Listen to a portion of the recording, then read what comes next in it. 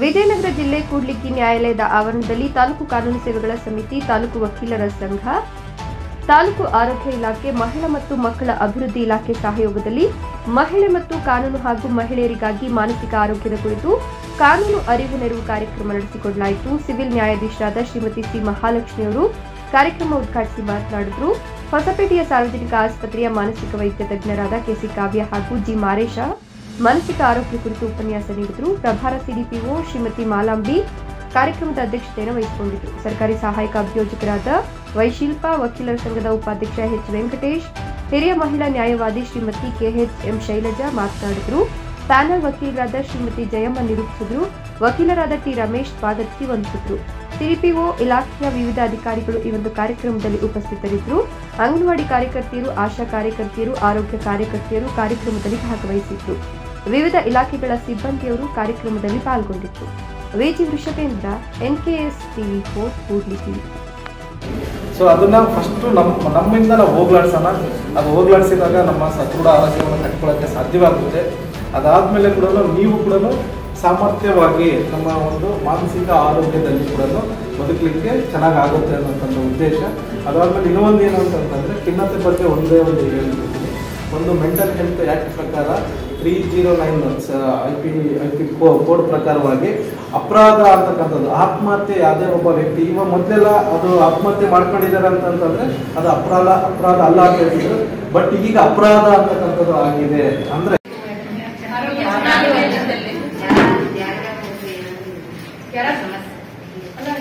ಆರೋಗ್ಯ, ದೈಹಿಕ ಆರೋಗ್ಯ ಹೇಗಿದೆ, ಎಲ್ಲ ಫಿಟ್ ಆಗಿದ್ದೀರಾ? ಮಾನಸಿಕ ಯಾರು ಇಲ್ಲ, ಎಲ್ಲ ಚೆನ್ನಾಗಿದ್ದೀರಾ, ಫಿಟ್ ಆಗಿದ್ದೀರಾ? ಮಾನಸಿಕ ಆರೋಗ್ಯ ಹೇಗಿದೆ? ಹೇಗಿದೆ? ಮೂಡು ಖುಷಿಯಾಗಿದೆ. ಲಾಸ್ಟ್ ಅಲ್ಲಿ ಸ್ವಲ್ಪ ಹೇಳ್ಬೇಕು. ನಿದ್ದೆ ಬರ್ತಿದ್ಯಾ? ಆಕಳಿಸ್ತಿದ್ರು ಹೇಗಿದೆ? ಸ್ವಲ್ಪ ಕೇಳಿಸ್ಕೋಬೇಕು.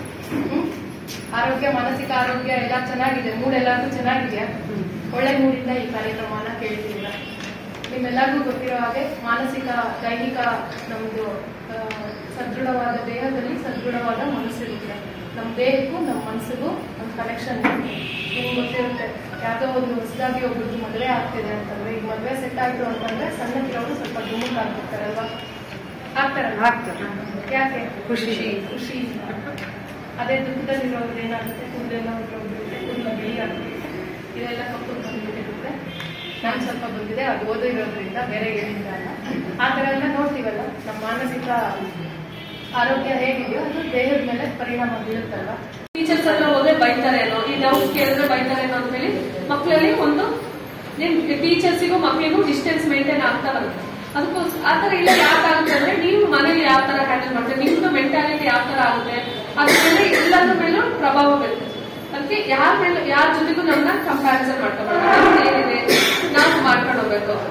ಬೇರೆಯವರು ಚೆನ್ನಾಗಿದ್ದಾರೆ, ಅವ್ರು ಆ ತರ ಇದಾರೆ, ಈ ತರ ಇದಾರೆ, ಅವ್ರ ಜೊತೆ ಕಂಪ್ಯಾರಿಸನ್ ಮಾಡೋದನ್ನ ಕಡಿಮೆ ಮಾಡ್ಕೋಬೇಕು.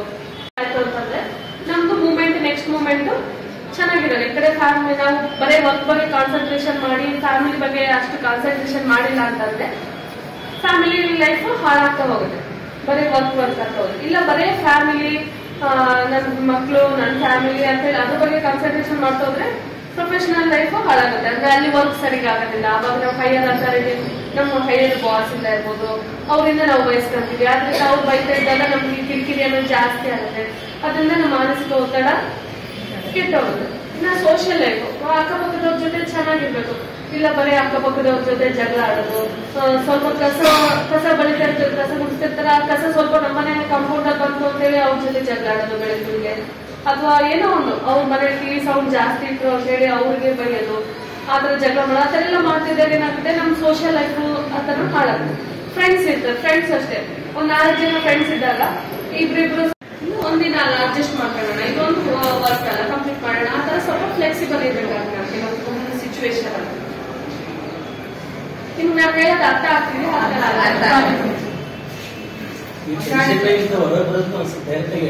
ಒತ್ತಡ, ಈಗ ಒತ್ತಡ ನಿರ್ವಹಣೆ ನೀವು ಸಪರೇಟ್ ಇರ್ಬೋದು, ನೀವು ಅಂತಲ್ಲ, ಬೇರೆ ಯಾರಾದ್ರೂ ಅಷ್ಟೇ. ಈ ಮಾನಸಿಕ ಆರೋಗ್ಯ ಅಂದ್ರೆ ಏನು?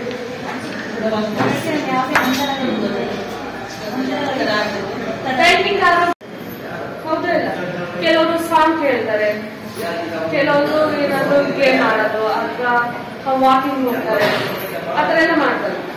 ಅದು ನಾವು ಸ್ಟ್ರೆಸ್ ನ ಯಾವ ತರ ಮ್ಯಾನೇಜ್ ಮಾಡ್ತೀವಿ ಅದ್ರ ಮೇಲೆ ಡಿಪೆಂಡ್ ಆಗುತ್ತೆ. ಈಗ ನಾವು ಎಲ್ಲರೂ ವರ್ಕ್ ಮಾಡೋದೇ ಆಗಿರೋದ್ರಿಂದ ನಮ್ದು ಲೈಫಲ್ಲಿ 4 ಸ್ಟೇಜ್ ಇರ್ತಂದ್ರೆ ಪರ್ಸನಲ್ ಲೈಫು, ಆಮೇಲೆ professional life, family life, social life ಅಂತ. ಪರ್ಸನಲ್ ಲೈಫ್ ಅಂದ್ರೆ ನಮಗ್ ಸಂಬಂಧಪಟ್ಟಿದ್ದು, ಅಂದ್ರೆ ಇವ್ರಿಗೆ ನಮ್ಗಷ್ಟೇ ಅದು ಸಂಬಂಧಪಟ್ಟಿರೋದು. ನಾನು ಹೆಂಗಿರ್ಬೇಕು, ನಾನು ಏನ್ ತಿನ್ಬೇಕು, ನಾನು ಎಲ್ಲಿ ಹೋಗ್ಬೇಕು, ನಾನು ಯಾವ ತರ ಡ್ರೆಸ್ ಹಾಕಬೇಕು, ನಾನು ಯಾವ ತರ ಇರ್ಬೇಕು ಅನ್ನೋದು ಅದು ನಮ್ಗೆ ಡಿಪೆಂಡ್ ಆಗುತ್ತೆ. ಫ್ಯಾಮಿಲಿ ಲೈಫ್ ಅಂದ್ರೆ ಫ್ಯಾಮಿಲಿ ಅವ್ರಿಗೆಲ್ಲರಿಗೂ ಡಿಪೆಂಡ್, ಅಂದ್ರೆ ಗಂಡ ಇರ್ಬೋದು, ಮಕ್ಳು ಇರ್ಬೋದು, ಅತ್ತೆ ಮಾವ ಯಾರ ಮನೇಲಿ ಇರ್ತಾರೋ ಅವ್ರಿಗೆಲ್ಲ ಸಂಬಂಧಪಡೋದು. ಪ್ರೊಫೆಷನಲ್ ಲೈಫ್ ಅಂತಂದ್ರೆ ನಿಮ್ ಡ್ಯೂಟಿಗೆ ಸಂಬಂಧಪಟ್ಟಿದ್ದು, ಡ್ಯೂಟಿಗೆ ಹೋಗ್ತೀರಾ, ವರ್ಕ್ ಟೈಮ್ ಇರ್ಬೋದು, ವರ್ಕ್ ವೆದರ್, ಅದೆಲ್ಲ ಪ್ರೊಫೆಷನಲ್ ಲೈಫ್ ಅಂತ ಬರುತ್ತೆ. ಇನ್ನ ಸೋಷಿಯಲ್ ಲೈಫ್ ಅಂದ್ರೆ ನಿಮ್ ಫ್ರೆಂಡ್ಸ್ ಗ್ರೂಪ್, ನಿಮ್ಮ ಏನು ಅಂದ್ರೆ ಅಕ್ಕಪಕ್ಕದವರು, ಅವರೆಲ್ಲ ನಿಮ್ ಸೋಷಿಯಲ್ ಗ್ರೂಪ್ ಅಂತ ಬರುತ್ತೆ. ಈ 4 ಒಂದು ವೆಹಿಕಲ್ ಇರ್ತಲ್ಲ, ಕಾರ್ ಅಂದ್ರೆ ಆ ಕಾರ್ ಟೈರ್ಸ್ ತರ. ಇದ್ರಲ್ಲಿ ಯಾವ್ದೋ ಒಂದು ಟೈರ್ ಕೂಡ ಪಂಚರ್ ಆಯ್ತು ಅಂತಂದ್ರೆ ಗಾಡಿ ಮುಂದೆ ಹೋಗುತ್ತಾ? ಅದೇ ತರ ನಮ್ ಲೈಫಲ್ಲಿ ಅಷ್ಟೇ ಈ 4 ಸ್ಟೇಜ್ ಅಲ್ಲಿ ಯಾವ್ದೇ ಒಂದು